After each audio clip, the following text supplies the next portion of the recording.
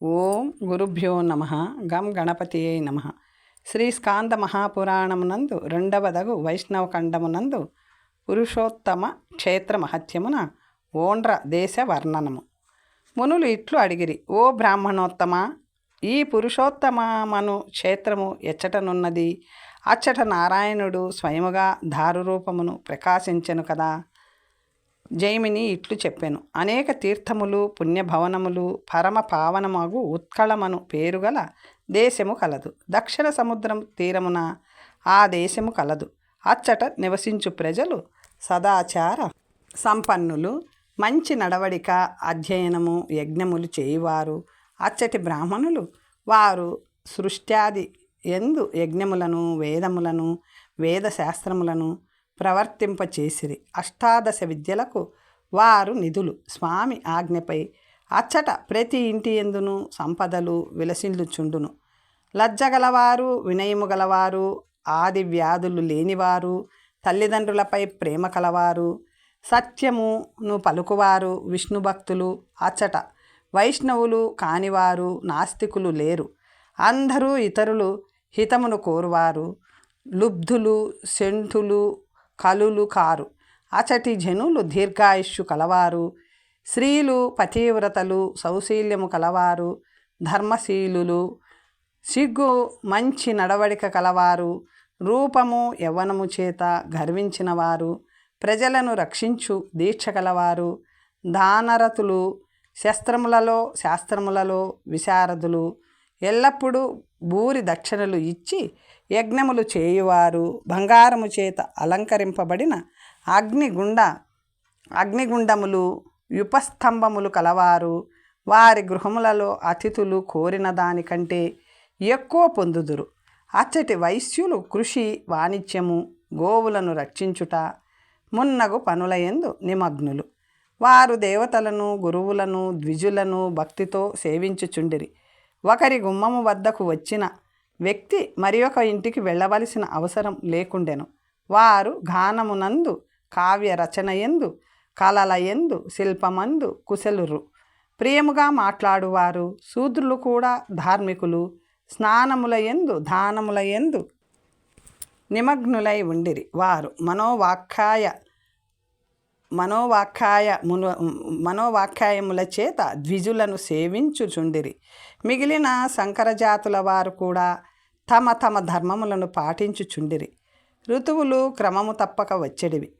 అకాలమునందు వర్షము కురిసేడిది కాదు. పైరు పంటలకు చీడ లేదు, గాలులు లేవు. ప్రజలు ఆకలి చేత బాధపడేడి వారు కారు. దుర్భిక్షము వలన మరణించువారు లేరు. ఉపద్రవములు లేవు. భూమిపై దొరుకు వస్తువులలో అచట లెబెంపని వస్తువు లేదు. ఈ విధముగా సమస్త గుణములు కలిగి అనేక రకములైన చెట్లు, తీగలతో నిండి ఉండెడిది. మద్ది, అశోకము, పున్నాగము, తాడి, గిరకతాడి, శీలము, పెద్ద ఉసిరి, లొద్దుగా, వకుళము, నాగకేశరము, కొబ్బరి, మోరటి, టేకు, ఉమ్మెత్త, తుమ్మ, మారేడు, పనస, వెలగ, సంపెంగ, కొండగోగు, ఎర్రకాంచనము, కడిమి, వేప, ఎర్రగన్నేరు, తియ్య మామిడి, ఉసిరి, నారింజ, మంకెన, మాదీఫలము, మందార, పారిజాతము, మర్రి, అగురు, గంధము, ఖర్జూరము, అంబాళము, సిద్ధము, ముచుకుందము, మోదుగ, తుమ్మికి, ఏడాకుల అరటి, రావి, తాండ్ర మొదలగు అనేక వృక్షములతో మనోహరమై ఉండెను. మల్లె, బొండుమల్లె, నల్లగోరెంట, గన్నేరు, ఎర్రగన్నేరు, గేదంగి, అడవి తామర, గురివింద, ఉత్తరేణు, ఏలకులు, లవంగములు, అశోకము, దానిమ్మ, మాదీఫలము వరుసలుగా ఉన్న పోకవనములతో, ఉద్యానవనములతో నిండి ఉండును. వేరు వేరు చెట్లతో కూడిన పర్వతములు, నదులతో నిండి ఆ ఉత్కళమను దేశము ప్రకాశించుచున్నది. దక్షిణోదధిలోనికి ప్రవహించు ఋషికుల్యం అను కలుపుకొని స్వర్ణరేఖ మహానదుల మధ్య దేశమున ఈ దేశమున్నది. అచ్చట అనేక పుణ్యాయతనములు, చాలా క్షేత్రములు కలవు. వాటిని గూర్చి తీర్థయాత్రయందు మీకు వివరించి తిని. ఈ పురుషోత్తమ క్షేత్రము భూలోక స్వర్గము. ఇంద్రద్యుమ్నుని కథ.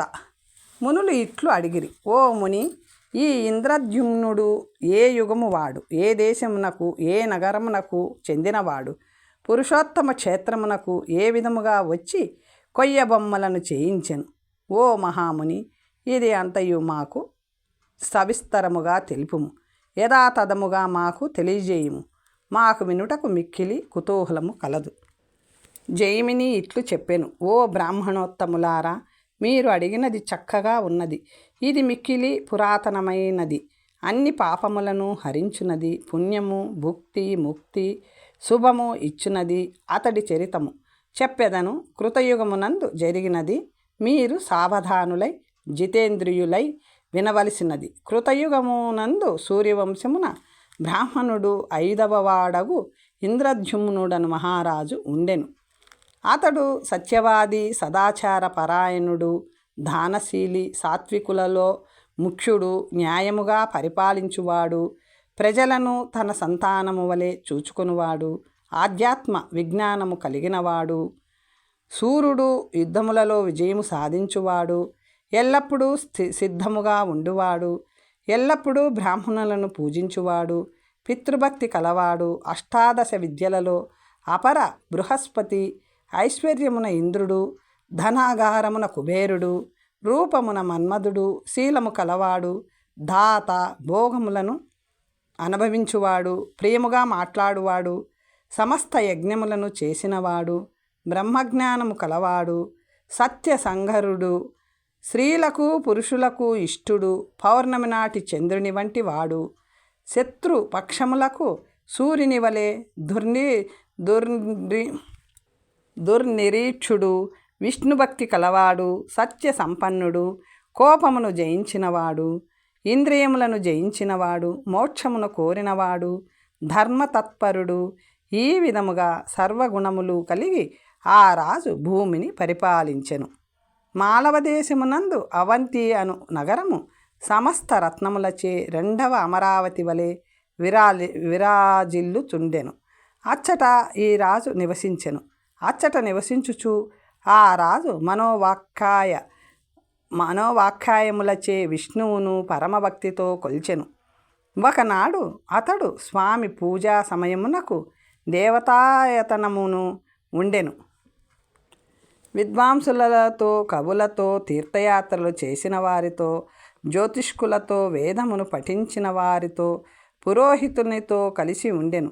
వారిని తగిన విధముగా ఆదరించి ఇట్లు పలికెను, ఈ చర్మ చక్షువుతో స్వామిని చూడగలుగు పుణ్యక్షేత్రం ఏదైనా కలదా అని రాజు ప్రశ్నింపగా, పురోహితుడు తీర్థయాత్రలు చేసి వచ్చిన వారి వైపు చూచి అడిగెను. ధార్మికులు, తీర్థయాత్ర కోవిదులు, తీర్థయాత్ర వ్యగ్రులు ఆగు మీరు ప్రభు అడిగినది విని ఉన్నారు కదా. అతడి అభిప్రాయమును తెలుసుకొని పెక్కు తీర్థములు దర్శించినవాడు, చక్కగా మాట్లాడువాడు అగు ఒకడు రాజుకు చేతులు జోడించి నమస్కరించి ఇట్లనెను, ఓ రాజా, నేను పెక్కు తీర్థములను చిన్నతనము నుండి చూచితిని, మిగిలిన వాటి గూర్చి వినియుంటిని. భారత వర్షమునందు ఓండ్రమను దేశము కలదు. నీలగిరి అను పర్వతము చుట్టూరా అడవితో అలరారుచున్నది. దాని లోయలో క్రోశము చుట్టూ కొలతగల కల్పవృక్షము కలదు. ఆ వృక్షపు నీడ బ్రహ్మహత్యాపాతకమును తొలగించు శక్తి కలది. దానికి ఎడమవైపున రౌహిణము అను కుండము కలదు. ఆ కుండము కారణ జలములతో నిండి ఉండును. స్పర్శచేతనే ముక్తి కలిగించును. దానికి తూర్పు తీరమున ఇంద్రనీలమణితో చేసిన స్వామి విగ్రహము కలదు. అది సాక్షాత్తుగా ముక్తిని ప్రసాదించును. కుండమున స్నానము చేసి పురుషోత్తముని దర్శింపవలెను. 1000 అశ్వమేధములు చేసిన ఫలమును ముక్తిని పొందును. అచ్చట శబరదీపకమను ఒక ఆశ్రమము కలదు.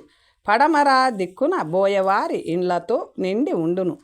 అచ్చటి నుండి స్వామి ఆలయమునకు ఇంటి నడక దారి కలదు. ఎచ్చట జగన్నాథుడు శంఖము, చక్రము, గద ధరించి జీవులకు ముక్తిని ప్రసాదించును. అచ్చట ఆ పురుషోత్తమ క్షేత్రమునందు స్వామిని ప్రసన్నుని చేసుకొనుటకై వ్రతమును ఆచరించుచు వనవాసము చేసి తిని. ప్రతి రాత్రి స్వామిని సేవించుటకు అచ్చటకు దేవతలు వచ్చుచుండిరి. ఓ మహారాజా, ఆ వచ్చిన వారి నుండి దివ్యమగు ఆ అమానుషమగు గంధము వ్యాపించుచుండెను. పలు విధములైన స్తుతి వచనముల కల్పవృక్షపు పుష్పవృష్టి లభించుచుండెను. ఇటువంటి మహిమ స్వామి సన్నిధానమున ఎచ్చటను చూడలేదు. ఓ రాజా, అచ్చట పురాణ సంబంధమైన కథలు కూడా కలవు. ఒక కాకి స్వామిని దర్శించి తన దేహమును వదిలి ముక్తి పొందెను. పుణ్యము చేయనివాడు, జ్ఞానము లేనివాడు అగు ఒక వ్యక్తి దప్పిగొని రౌహీన కుండమునందు నీరు త్రాగుటకు వచ్చెను. విధివశాత్తు అచ్చట ప్రాణములు విడిచి విష్ణు సారూప్యమును పొందెను. నేను పూర్వము మూఢుడనై ఉంటిని, ఇప్పుడు స్వామి దయవలన 18 విద్యలయందు ఆదిశేషునితో సమానమగు జ్ఞానమును పొంది తిని. నా బుద్ధి నిర్మలమైనది. ఇప్పుడు విష్ణువును తప్ప మరొకరిని చూడను. నీవు విష్ణు భక్తుడవు కనుక దృఢమగు వ్రతమును ఆచరించి కనుక నీకు ఉపదేశించుటకు నేను ఇచ్చటకు వచ్చి తిని. నేను నీ నుండి ధనమును కానీ భూమిని కానీ కోరుట లేదు. నీవు మందమతివై ఉండక పురుషోత్తమ క్షేత్రమందున్న స్వామిని భజింపుము అని చెప్పి ఆ సన్యాసి అందరూ చూచుచుండగా రాజు ఆశ్చర్యము పొందగా అచటనే అంతర్ధానము చెందెను. రాజు మిక్కిలి ఆందోళన చెంది దీనిని ఎట్లు సాధింపవలేను అని ఆలోచించి దానిని సాధించుటకు పురోహితునితో ఇంద్రద్యుమ్నుడు ఇట్లు పలికెను. ఈ విషయము సామాన్యమైనది కాదు. దీనిని అతి మానుషమగు వ్యక్తి నుండి విని ఉంటిమి. స్వామిని చూచుటకు నా మనస్సు తొందరపడుచున్నది. ఓ బ్రాహ్మణోత్తమ, నా ధర్మార్థ కామములను సాధించువాడవు నీవే. వైరుధ్యము లేని నీ అనుగ్రహము వలన నేను ఈ మూడును సాధింపగలిగి తిని. ఓ బ్రాహ్మణోత్తమ, ఇప్పుడు దీని కొరకు నిన్ను అర్థించుచుంటిని. 4వదగు ముక్తి కూడా కలుగు మార్గము చూపి చతుర్వర్గమును పొందునట్లు చేయుము. పురోహితుడు చెప్పెను. ఓ రాజా, నీవు కోరినట్లే చేయగలను. చర్మ చక్షువులతో ముక్తిని ప్రసాదించు స్వామిని చూచునట్లు చేయగలను. పురుషోత్తమ క్షేత్రమందు సహాయకులతో కలిసి మనమందరము నివసించుటకు ఏర్పాట్లు చేయుదుము. జన్మించినందుకు ఇంతకంటే ఫలం ఏమి ఉండగలదు? తపస్సుకు అవలి తీరమందున్న ఆ స్వామిని చూడగలుగుటయే మహోత్పలము. ముందుగా నా తమ్ముడు విద్యాపతి దేశ భ్రమణము చేసిన చారులతో అచ్చటకు వెళ్ళగలడు. పురుషోత్తమమునకు వెళ్ళి అతడు నీలాద్రిని చూచి ముళ్లతో నిండని నివసించుటకు తగిన ప్రదేశమును చూచి భూమిని తరిచి చూచును. తిరిగి వచ్చి మనకు తెలియజేయును. అందువలన మనకు శుభము కలుగును. అతడు ఆ విధముగా చెప్పగా రాజు తిరిగి ఇట్లు అనెను. ఓ బ్రాహ్మణ, నీవు చక్కగా వివరించి చెప్పినది బాగున్నది. దీనిని నేను అంగీకరించుచుంటిని. నేను స్వామి సాన్నిధ్యమున నివసించుటకు నిశ్చయించుకొంటిని కనుక నీ సోదరుడు వెళ్ళి నీవు కోరినట్లుగా చేయుగాక అని పలికి ఆనందముగా రాజు అంతఃపురంలోనికి ప్రవేశించెను. పురోహితుడు వచ్చిన వారందరినీ తగిన రీతిని సత్కరించి పంపెను. పిమ్మట తన ఆశ్రమమునకు వెళ్ళి జ్యోతిష్కులను నిర్ణయించిన శుభముహూర్తాన తన తమ్ముని బ్రాహ్మణుల ఆశీర్వచనములు అనంతరము అవసరమగు వస్తువులను ఇచ్చి పూల రథముపై పంపెను. అప్పుడు ఆ విద్యాపతి రథముపై వెళ్ళుచు మనసులో ఇట్లు అనుకునెను. నా జన్మ తరించినది, నా దినములు బాగున్నవి. పాపమును పోగొట్టు స్వామి ముఖ పద్మమును నేను చూడబోవుచుంటిని.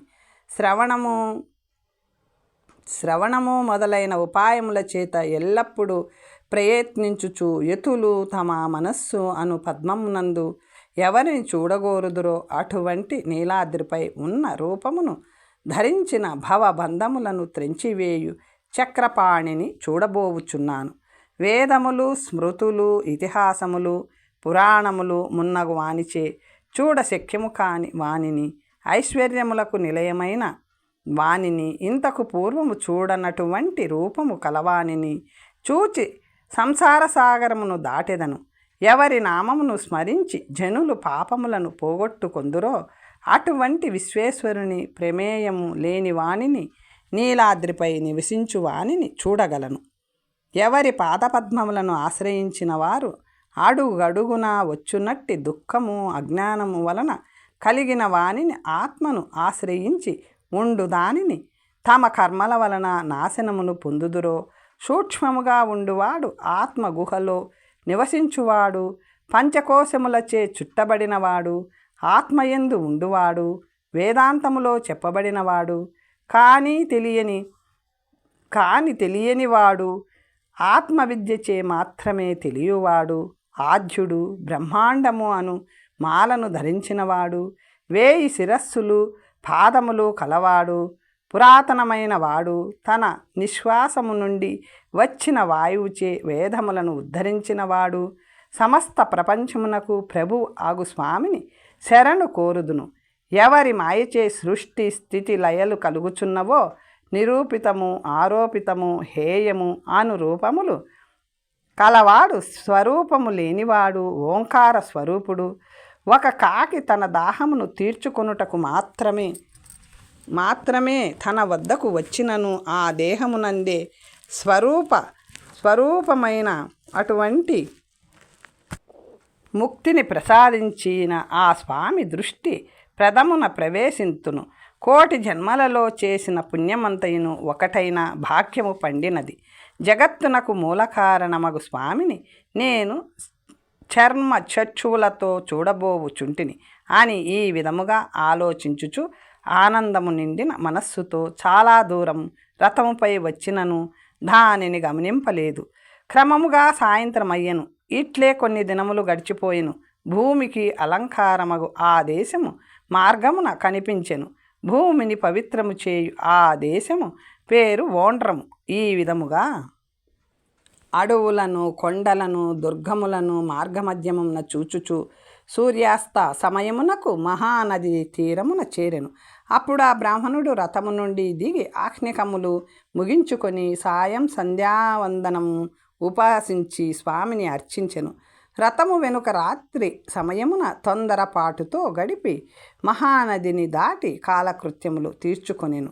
గోవిందుని తలుచుచు రథము ఆరోహించి స్వామిని చేరు మార్గమున పోవుచు వేద పండితులను యజ్ఞకులను అగ్నివలే ప్రకాశించుచున్న వానిని పోకలతో అలంకరించబడిన గ్రామములను దాటి వంటి మామిడి వనమును చేరెను. అచ్చటి శంఖ చక్ర గదా పద్మములు ధరించిన పెక్కుమంది దివ్య రూపములు ధరించిన వారిని చూచి తనను తాను ధన్యునిగా భావించెను. వెంటనే రథము నుండి దిగి సాష్టాంగ నమస్కారం చేసి హర్షాశ్రువులతో నిండిన కన్నులతో ఇంక ఏమి చూడలేక ఉండెను.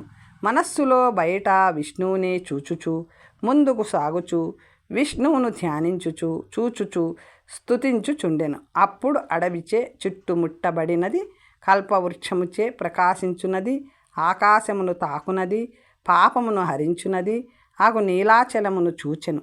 విష్ణువు అపార రూపము వలె ఉన్నది. స్వామికి నివాసమైనది అగు కొండ చర్యను ఎక్కి చుట్టూరా వెదికెను. కానీ మార్గము కనిపించక స్వామిని చూడవలేనను కోరిక గల ఆ బ్రాహ్మణుడు దర్భలను పరిచి దానిపై పరుండెను.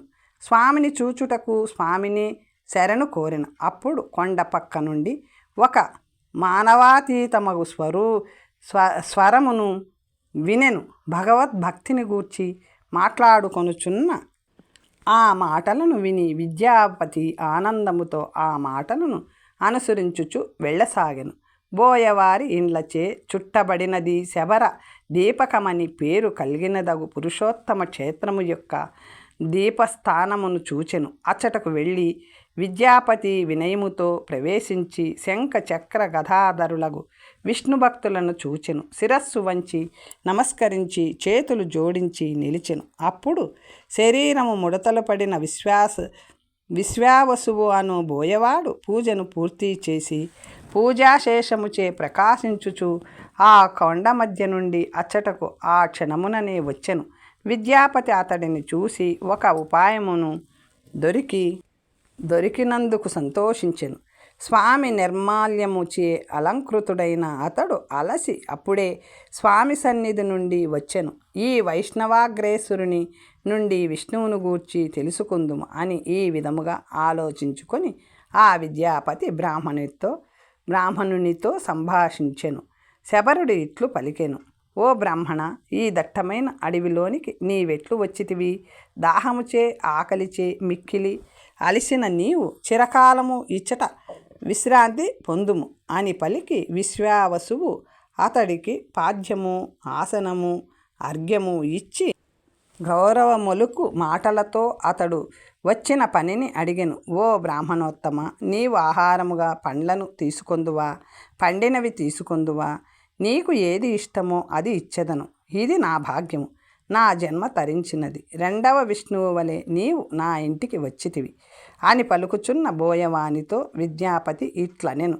ఓ వైష్ణవోత్తమ, నాకు ఫలముతో కానీ పాకముతో కానీ పని లేదు. నేను ఏ పని మీద వచ్చి తినో ఆ పని సఫలమగునట్లు చేయుము.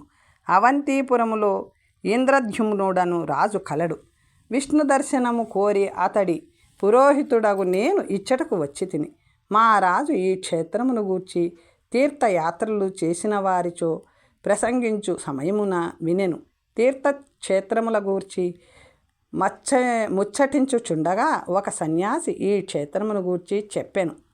అతడు ఈ క్షేత్రమును గూర్చి అంతయు చెప్పెను. రాజు మిక్కిలి కుతూహలము పొందెను. ఇచ్చట ఉన్న నీల మాధవుని చూచి వచ్చుటకు నన్ను పంపెను. నేను ఈ వార్త తెలుసుకొని తిరిగి వెళ్ళి రాజుకు చెప్పవలేను. అప్పటి వరకు నేను ఆహారమును స్వీకరింపను కనుక నాకు స్వామిని చూపుము. జైమిని మహర్షి ఇట్లు చెప్పెను అని ఆ బ్రాహ్మణుడు అడుగగా, మాకు ప్రాణమగు ఈ జనార్దనుడు రహస్యముగా ఉండెను కదా అని ఆ శబరుడు చింతించెను. దురదృష్టము దాపరించినది. చెప్పినచో స్వామి గూర్చి అందరికీ తెలియను, చెప్పనిచో ఈ బ్రాహ్మణుడు శాపము ఇయ్యవచ్చును. బ్రాహ్మణుడు అందరికీ పూజనీయుడు, విశేషముగా ఇతడు అతిథి. ఇతడి కోరిక తీర్చనిచో నాకు ఇహపరలోకములు దక్కవు అని ఆలోచించుచు ఆ బోయవాడు బోయపల్లెలో తాను విన్న వదంతులను తలుచుకొనెను. ఈ స్వామి భూమి యందు మాయమవగా ఇంద్రునితో సమాన పరాక్రమం గల ఇంద్రద్యుమ్నుడు మానవ శరీరంతో బ్రహ్మలోకమునకు పోగల సమర్థుడు. ప్రజలతో ఇచ్చటకు వచ్చి 100 అశ్వమేధములు చేయును. కొయ్యతోనూ స్వామి యొక్క 4 రూపములు తయారు చేయును. కనుక ఈ అతిథియగు బ్రాహ్మణుని అదృష్టము చేత త్వరలో భగవంతుని సన్నిధానము అంతర్ధానమగును. కనుక ఇతడికి ఇంద్రనీలమణితో చేసిన స్వామిని చూపెదను. దైవము నిర్ణయించిన దాని యందు పురుష ప్రయత్నము పనిచేయదు అని ఆ బోయవాడు మరలా విచారించుకొని స్వామిని ధ్యానించుచు బ్రాహ్మణునితో ఇట్లనెను. బోయవాడు ఇట్లు చెప్పెను. ఈ వృత్తాంతమును మేము పూర్వమే విని ఉన్నాము. ఇంద్రద్యుమ్నుడను రాజు ఇచ్చట నివసింపగలడు. అతడి కంటే నీవు అదృష్టవంతుడవు. ఏలననగా రాజు కంటే ముందు నీవు స్వామిని చూడబోచున్నావు. అచ్చటికి వెళ్ళెదము అని అతడి చేయి పట్టుకొని దట్టమైన అరణ్యంలో ఎగుడు దిగుడుగా ఉన్న రాళ్ల దారిపై తీసుకువెళ్ళసాగెను. ముళ్లతో నిండిన ఖాళీ బాటపై చీకటిగా ఉన్న ప్రదేశముల యందు ఆ బ్రాహ్మణునికి దారి చూపుచు ముందుకు సాగెను. 2 ముహూర్తముల కాలములలో వారు రౌహిణ కుండము యొక్క ఒడ్డున చేరిరి. దానిని చూచి ఆ బోయవాడు, ఓ బ్రాహ్మణోత్తమ, ఈ కుండము రౌహిణము అను పేరు గలది, దివ్యమైనది, నేటికి మూలమైన కారణ జలము కలది. ఇచ్చట స్నానము చేసిన మానవుడు వైకుంఠము చేరును. దీనిని తూర్పు భాగమున గొప్ప కల్పవృక్షము కలదు. ఆ మర్రి నీడలో ఉన్న వారికి బ్రహ్మహత్యా పాతకము కూడా తొలగగలదు. ఈ 2 మధ్యలో పొదరింట ఉన్న జగన్నాథుని వేదాంతమునందు ప్రతిపాదింపబడిన స్వామిని చూడుము. చూచిన వెంటనే నీ పాపజాల మంతయు నశించును. ఇకపై సంసార సాగరమున పడినందుకు చింతింపకము. జైమిని మహర్షి ఇట్లు చెప్పెను. అప్పుడు ఆ బ్రాహ్మణుడు ఆనందము నిండిన మనస్సుతో ఆ కుండమునందు స్నానము చేసి దూరము నుండి స్వామికి శిరస్సుతో మనస్సుతో వాక్కుతో నమస్కరించెను. సంతోషముతో బొంగురు పోయిన కంఠముతో ఇట్లు స్తుతించెను. విద్యాపతి పలికెను. ఓ స్వామి, ప్రధాన పురుషుని కంటే అతీతుడైన వాడా, అంతటా వ్యాపించిన వాడా, పరాత్పర, చరాచరములకు పరిణామము కలిగించువాడా, పరమార్థ నీకు నమస్కారం. వేదములు, స్మృతులు, పురాణములు ఇతిహాసములు ప్రతిపాదించు వేరువేరు కర్మల చేత ఓ జగన్నాథ నీ ఒక్కడివే ఆరాధింపదగిన వాడవు. సృష్ట్యాది ఎందు ఈ విశ్వమంతయు నీ నుండి సృజింపబడి నీవే ఆధారముగా నీచే పరిపాలింపబడుచున్నది. కల్పాంతమునందు లయమై ఇది అంతయు నీ కుక్షియందు సులభముగా ఇముడుచున్నది. ఓ దేవదేవ నీకు నమస్కారం. వేదమూర్తి నీకు నమస్కారం. చంద్రుడు సూర్యుడు రూపములచే ఈ ప్రపంచము నీచే కాంతివంతము చేయబడుచున్నది. సమస్త తీర్థములకు మూలమగు గంగ నీ పాద కమలముల నుండి ఉద్భవిల్లి అన్ని లోకములను పావనము చేయుచున్నది. అట్టి నీకు నమస్కారం.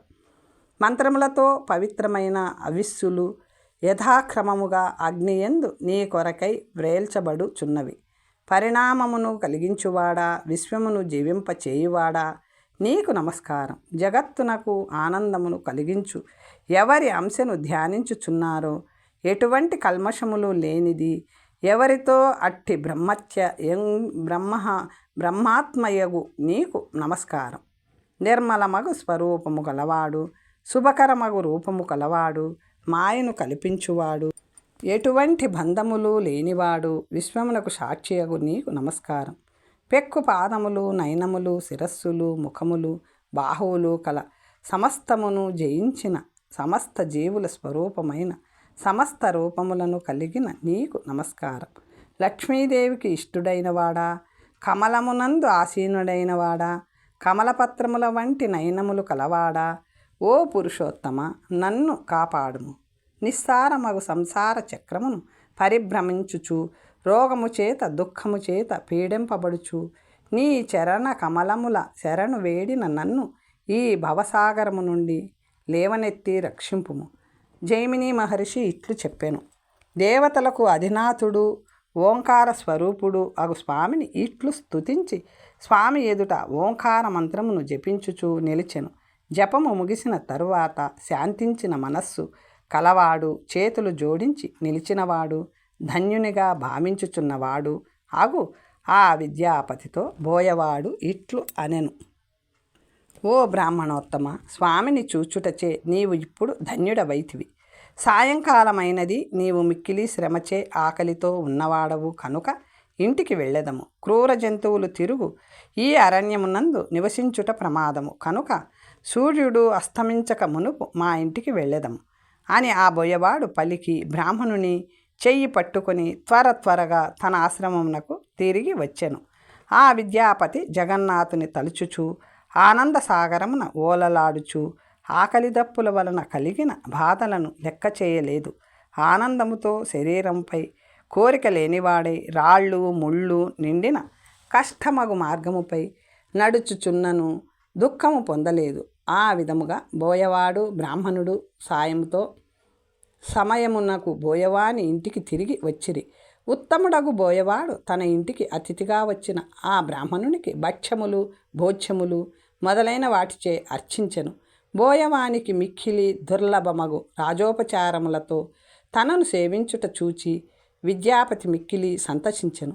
ఈ బోయవాడు దట్టమైన అడవిలో నివసించుచున్నాడు. అడవిలో నివసించు వారితో కలిసి జీవించు ఇతడికి రాజులకు తగిన భక్ష్యములు భోజ్యములు ఎట్లు లభించినవి అని ఆశ్చర్యం పొందెను. అప్పుడు ఆ బోయవాడు మెత్తని మాటలతో వినయముతో ఇట్లు అనెను. ఓ విప్రోత్తమ, ఆకలి దప్పులు తీరినవా? ఆటవికుల ఇళ్లల్లో నాగరికుల సుఖముగా ఎట్లుండగలరు? బోయవానికి నాగరికుల జీవనము ఎట్లు తెలియను? రాజును ఆశ్రయించి జీవించు వారిలో అమాత్యుడు పురోహితుడు శ్రేష్ఠులు. వారిలో పురోహితుడు రాజుతో సమానమైన వాడు పూజ్యుడు అని శాస్త్రములు ఘోషించుచున్నవి. ఇంద్రద్యుమ్నుడను రాజు సార్వభౌముడు ప్రతాపవంతుడు. నీవు సంతోషించినచో అతడు సంతోషించును అని ఆ బోయవాడు పలుకగా విద్యాపతి ప్రీతిని పొందెను. వినయముతో అద్భుతముగా మాట్లాడుచున్న ఆ బోయవానితో ఇట్లు అనెను. ఓ సత్పురుషుడా, నా ఉపచారము కొరకు నీవు తీసుకువచ్చిన వస్తువులు అమానుషములైనవి. రాజులు కూడా వాటిని చూచి ఉండరు. ఇటువంటి దివ్య వస్తువులు బోయపల్లెలో ఉండుట మిక్కిలి ఆశ్చర్యకరం. దీనిని గూర్చి తెలుసుకొన నాకు కుతూహలము మిక్కుట మగుచున్నది అనెను. బోయవాడు ఇట్లు పలికెను. ఓ బ్రాహ్మణుడా, ఈ రహస్యం వెల్లడించుటకు నా మనస్సు ఇచ్చగించుట లేదు. అయినప్పటికీ అతిథి యందున్న భక్తి చేత చెప్పుచుంటిని. ఇంద్రుడు మొదలగు దేవతల గణములు దివ్యోపచారములతో స్వామిని పూజించుటకు ప్రతిదినము ఇచ్చటకు వచ్చుచుందురు. స్వామిని పూజించి స్తుతించి ప్రణమిల్లి గీతములు వాద్యములు నృత్యములతో స్వామిని సంతోషింపచేయుదురు. పిమ్మట దేవలోకమునకు తిరిగి వెళ్ళుదురు. ఆ దివ్యములగు వస్తువులు అన్నియు స్వామిని సేవించిన నిర్మాల్యములు. వాటిని నీకు ఇచ్చితిని, నీవు ఆశ్చర్యపడుచుంటివా? విష్ణు నిర్మాల్యమునను సేవించుటచే మాకు రోగములు ముసలితనములు లేవు. వేలాది సంవత్సరములు సంతానముతో బంధువులతో ఇచ్చట నివసించుచున్నాము. విష్ణు నిర్మాల్యమును సేవించుట వలన పాప సమూహము నశించును. దాని వలన ముక్తికి దగ్గరైన మనుటలో చిత్రము లేదు. ఈ దుష్కరమగు విషయములు గురించి విని ఆ బ్రాహ్మణునికి వడలు పులికించెను. ఆనంద బాష్పములతో కన్నులు నిండగా తనను తాను ధన్యునిగా భావించుకొనెను.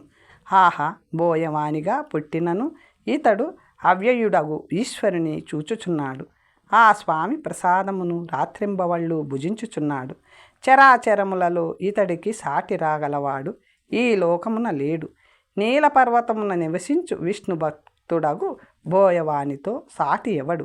సుఖమును కలిగింపని కుటుంబము కొరకు తిరిగి వెళ్ళుట ఎందుకు? ఇతడితో మైత్రి పెంచుకొని ఈ అడవి ఎందే ఉండిపోయేదను అని ఆలోచించి శ్రీకృష్ణునిపై మనస్సు నిలిపినవాడై బోయవానితో ఇట్లనెను. ఓ సత్పురుష, నాపై అనుగ్రహము చూపి నాతో స్నేహము చేయుము. పరలోకమునందు సుఖము కలిగింపని రాజసేవ ఏల ఇచ్చట నీతో నివసించుచు స్వామిని సేవింతును. తిరిగి దేహబంధములు లేని విధముగా నేను ప్రయత్నింపవలేను. ఓ మిత్రమా, నా భాగ్యము వలన నీతో కలియక సంభవించినది. స్వామి ప్రసాదముతో దుస్తరమగు సంసార సాగరమును దాటుదును.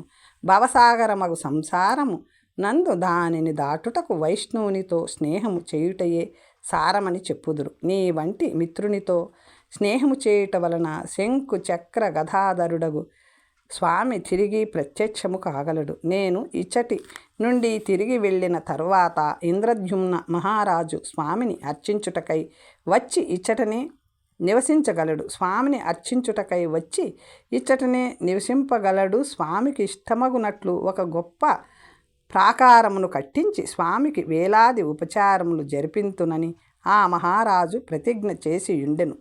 ఇది అంతయు అతడి సమక్షంలో నేను విని ఇంటిని. దీని యందు నాకు ప్రీతి కలదు.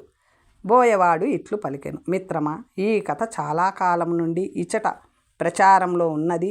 నీవు చెప్పినట్లే ఇంద్రద్యుమ్నుడు వచ్చును, కానీ స్వామిని చూడలేడు. కొద్ది కాలములలోని స్వామి బంగారు ఇసుకచే కప్పబడి యమునికి చెప్పినట్లుగా అంతర్ధానమగును. నీవు ఎంతో పుణ్యము చేసినందువల్ల స్వామిని చూడగలిగితివి. కానీ ఇంద్రద్యుమ్నుడు వచ్చేసరికి అంతర్ధానమగును. ఈ విషయము నీవు రాజుకు చెప్పకూడదు. అతడు ఇచ్చటనే వచ్చి స్వామి కనిపించక ప్రాయోపవేశమునకు సిద్ధపడును. అప్పుడు కలలో స్వామి కనిపించి ఆదేశింపగా కొయ్యతో స్వామి చిహ్నములకు 4 రూపములను తయారు చేయించుచును. వాటిని బ్రహ్మ ప్రతిష్ఠించును, రాజు పూజించును. మన వంశములు ఉన్నంత వరకు స్వామి ఇచ్చట నిలుచును. భగవంతుని అనుగ్రహము కలదు కావున ఇందు సందేహింపరాదు. కనుక నీవు విచారము పొందకుము. త్వరలో తిరిగి వచ్చేదవు కనుక సుఖముగా నిద్రింపుము. ఇంద్రనీలమణితో చేసిన స్వామి రూపమును ఉదయమున మరియొక మారు చూచెదము. సముద్రమున స్నానము చేసి రాజు నివసించుటకు తగిన స్థానమును నీవు కోరినట్లే వెతుకుదుము అని ఈ విధముగా వారిద్దరూ మరెన్నో పుణ్యకథలను చెప్పుకొని చిగురుటాకులతో చేసిన పక్కపై నిద్రించిరి. తెల్లవారిన పిదప వారు తీర్థరాజమున స్నానము చేసి నియమపూర్వకముగా స్వామికి నమస్కరించిరి. రాజు నివసించుటకు తగిన ప్రదేశమును నిర్ణయించిన తరువాత విద్యాపతి మిత్రునికి వీడ్కోలు పలికి రాజు ఆదేశానుసారము రథమెక్కి అవంతిపురమునకు తిరిగి వచ్చెను. శ్రీ స్కాంద మహాపురాణమందు 2వ వైష్ణవ ఖండమున పురుషోత్తమ క్షేత్ర మహత్యమును విన్నాము. తర్వాత కథ వచ్చే భాగంలో తెలుసుకుందాం. ఓం స్వ